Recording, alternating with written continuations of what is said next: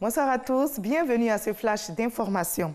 Comment avancent les travaux de construction du Centre d'excellence régionale contre la faim et la malnutrition à Abidjan? Le vice-président Daniel Kablan-Duncan, qui veut se faire une idée, a visité le chantier hier vendredi. Il a su que ce centre, qui est le premier du genre en Afrique, sera livré dans les délais. L'inauguration est prévue en principe pour le 25 mars prochain.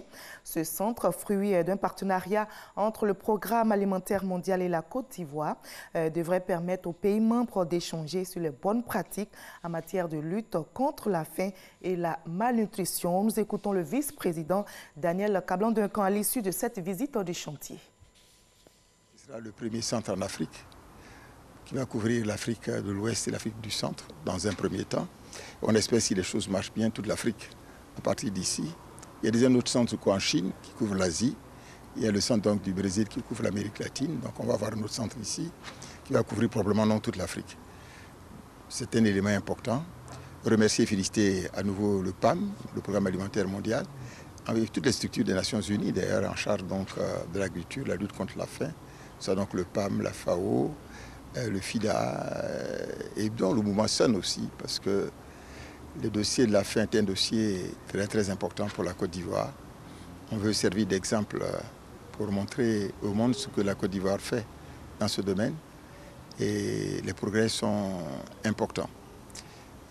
Je prends quelques exemples au passage. Vous avez par exemple le goitre qui existe dans la partie ouest de la Côte d'Ivoire. Et justement qu'on met du sel iodé pour la nourriture et puis le goitre disparaît. Le taux d'allaitement était tombé à 12. Et maintenant, nous sommes autour de 23,5%. Donc ces choses bougent et l'objectif c'est d'arriver donc à 50%.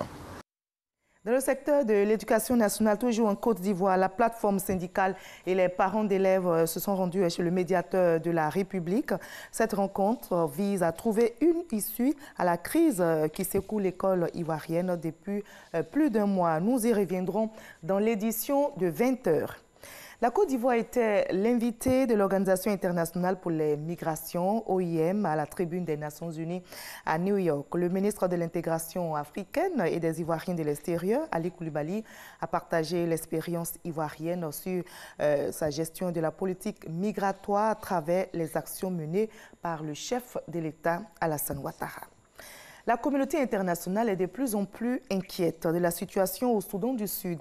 Si le niveau de violence a baissé, le retard accumulé dans l'application de l'accord de paix de septembre dernier devient préoccupant selon l'ONU. Le pays doit entrer dans une nouvelle période de transition en mai prochain et beaucoup de progrès restent à accomplir pour éviter de replonger le Soudan du Sud dans le chaos. Hier, vendredi 8 mars, le représentant de l'ONU au Soudan du Sud a fait le point devant le Conseil de sécurité.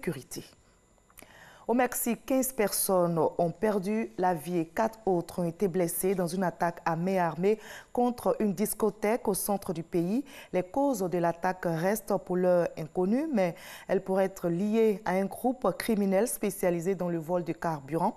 Les blessés, 3 hommes et 1 femme, ont été transférés vers les hôpitaux de la région.